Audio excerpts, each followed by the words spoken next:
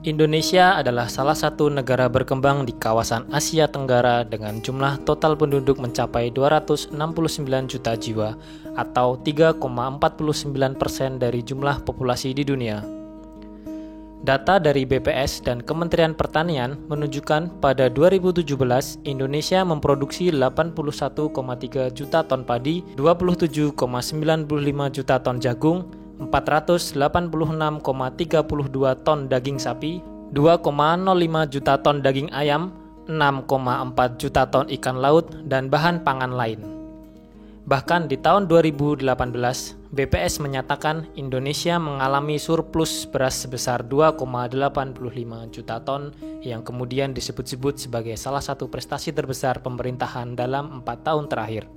Jadi bagaimana kita mengelola stok surplus itu menjadi penting, dan cadangan beras itu juga menjadi penting.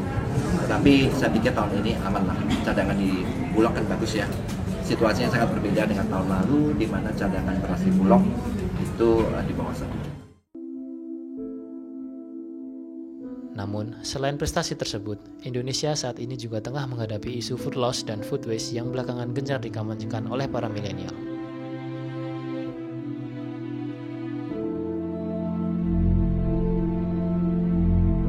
Food loss menurut Food and Agricultural Organization of the United Nations mengacu pada hilangnya sejumlah bahan pangan antara rantai pemasok produsen dan pasar. Hal ini bisa disebabkan oleh proses prapanen yang tidak sesuai dengan keinginan pasar maupun oleh permasalahan penyimpanan, penanganan, dan pengemasan dari bahan pangan. Sekali lagi bahwa food waste di Indonesia 2/3 juga kemudian ya dibuang ya ke landfill, ke tempat pembuangan akhir di sampah. Sayang sekali kan kalau kemudian kita kehilangan food loss yang sangat besar di Indonesia ini. Kalau kita lihat para petani misalnya memanen banyak sekali gabah yang tercecer misalnya. Kalau kita lihat sayur mayur di puncak dikirimkan ke PIKJ, truknya terbuka kemudian paling ditutupi dengan terpal. Yang punya juga tidur di atasnya. Nah ini kan tentu food loss akan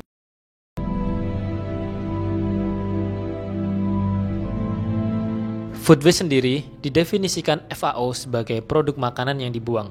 Dalam artian, makanan yang masih aman dan bergizi untuk dikonsumsi, namun dibuang tanpa alasan. Oh iya, sebenarnya datanya ini data-data general aja sih ya. Tapi mungkin secara lebih komprehensif itu memang sampah makanan itu adalah isu yang belum terlalu banyak dibahas secara serius di Indonesia. Nggak seperti jenis-jenis sampah lain kayak sampah plastik misalnya. Nah, padahal sebenarnya yaitu faktanya Indonesia sebenarnya negara pembuang sampah makanan terbesar kedua di dunia, di mana satu warganya itu ternyata membuang sekitar 300-an kilo setiap tahunnya gitu. Dan jumlah ini kan angka yang fantastis ya sebenarnya.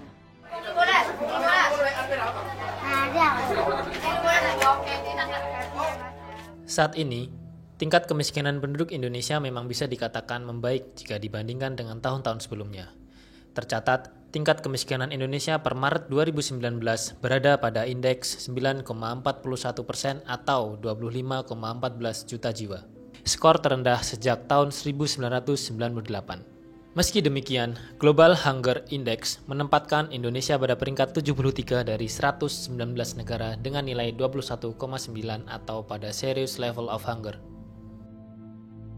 Dengan pencapaian itu, merupakan sebuah paradoks ketika Economist Intelligence Unit merilis hasil penelitian mereka yang menunjukkan bahwa Indonesia merupakan negara penyumbang sampah makanan terbanyak kedua di dunia. Setiap orang di Indonesia diperkirakan membuang 300 kg makanan dalam setahun, yang apabila dikalikan jumlah penduduk, kurang lebih mencapai 87 juta ton makanan terbuang setiap tahunnya. Di Indonesia sendiri, sudah banyak organisasi non-profit yang didirikan untuk menyalurkan makanan-makanan yang masih layak kepada mereka yang membutuhkan. Salah satunya Garda Pangan. Organisasi ini telah menyalurkan 83.000 porsi makanan atau setara 12,4 ton makanan yang masih layak kepada sekitar 71.000 rumah dalam 2 tahun terakhir. Jadi di tahun 2017, waktu awal-awal kita bikin Garda Pangan, memang kita sempat bikin survei simpel untuk tahu gimana sih behavior masyarakat Surabaya menyangkut sampah makanan. Jadi yang pertama misalnya waktu kita tanya menurut kalian makanan itu harusnya dihabisin apa enggak sih? Nah 92% dari warga Surabaya itu bilang iya benar harus dihabisin. Jadi cuma 8% aja orang yang bilang nggak apa-apa kita nggak habisin, mungkin dengan beberapa alasan tertentu ya. Nah tapi memang ternyata yang mereka yakini itu tidak selalu sejalan dengan tindakan real yang mereka jalankan sehari-hari gitu. Nah kalau dilihat dari dampaknya sendiri sebenarnya sampah makanan tuh punya 3 dampak besar kalau kami melihatnya. Jadi yang pertama dampak ekonomi, karena misalnya kalau kita buang 1 porsi makanan nih ya, berarti yang kita beli misalnya 10.000, kita beli nasi kecil 10.000. Kalau kita buang 1 piring nasi kecil berarti kita kehilangan cost 10.000 gitu. Tapi sebenarnya juga nggak cuma 10.000 ternyata, tapi it goes beyond that gitu. Jadi ternyata yang hilang nggak cuma uangnya, tapi juga semua sumber daya yang kita butuhkan dan kita pakai untuk memproduksi, untuk mengantarkan dan untuk memasak makanan tersebut gitu. Jadi itu termasuk juga semua biaya tanahnya, terus labornya, biaya energinya, terus biaya transportasinya, biaya orang nanemnya. Jadi semua itu ikut hilang begitu kita buang makanannya. Jadi sebenarnya secara ekonomi juga memang sangat merugikan gitu. Terus kalau dampak keduanya tuh dampak lingkungan. Ini yang orang nggak banyak sadarin gitu. Kalau plastik kan jelas ya bisa dimakan sama wild animals gitu di lautan. Nah kalau sampah makanan ini nggak banyak yang tahu kalau sebenarnya begitu sampah makanan itu ke breakdown di landfill atau di TPA, dia tuh mengeluarkan gas metana. Jadi metana ini adalah gas yang 23 kali lebih berbahaya dibandingkan gas karbon dioksida dan ikut berkontribusi juga ke efek rumah kaca gitu ya. Ketiga itu dampak sosialnya, yaitu tadi kita ironis aja sih sebenarnya ngelihatnya. Jadi kenapa ada makanan kebuang banyak banget, sementara di satu sisi faktanya 19,4 juta rakyat Indonesia itu masih kelaparan, jadi masih tidur dengan perut lapar setiap harinya.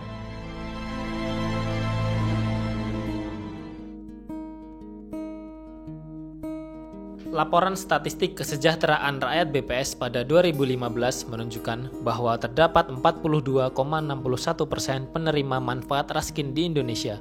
Persentase tersebut naik di 2016 menjadi 44,32% dan turun di 2017 menjadi 35,93%. Data terbaru untuk Statistik Kesejahteraan Rakyat BPS pada 2018 menunjukkan rumah tangga penerima manfaat raskin kembali turun 1,19% menjadi 34,74% atau sepertiga dari total rumah tangga di Indonesia.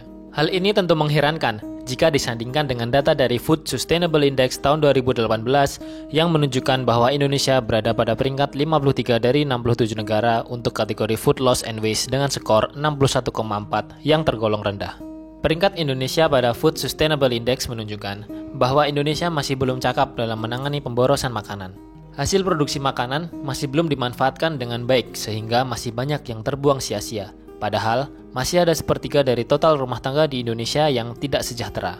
Perlu kesadaran untuk menangani hal ini, mulai dari pemerintah sendiri dengan kebijakan-kebijakannya, hingga masyarakat dengan pola perilaku yang bijak dalam mengonsumsi makanan.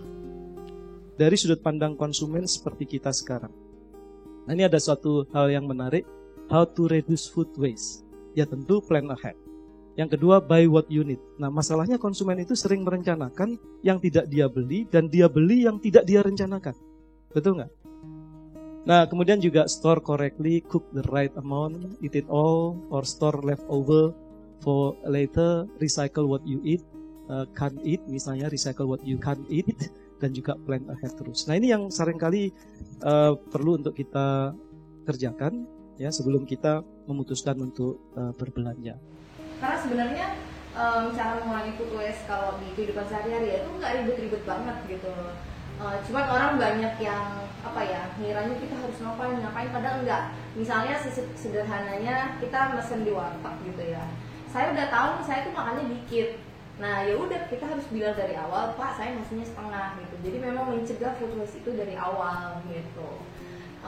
Kalau saya misalnya kalau beli makan itu saya berdiri di sebelah orang yang nyendok nasinya nih. Jadi saya pas misalnya udah tahu nih posisi saya lagi nggak terlalu lapar, misalnya cuma makan dikit, ya udah pas dia udah selesai porsinya saya minta stop gitu. Jadi sebenarnya hal-hal simpel seperti itu gitu, tapi efeknya sebenarnya signifikan.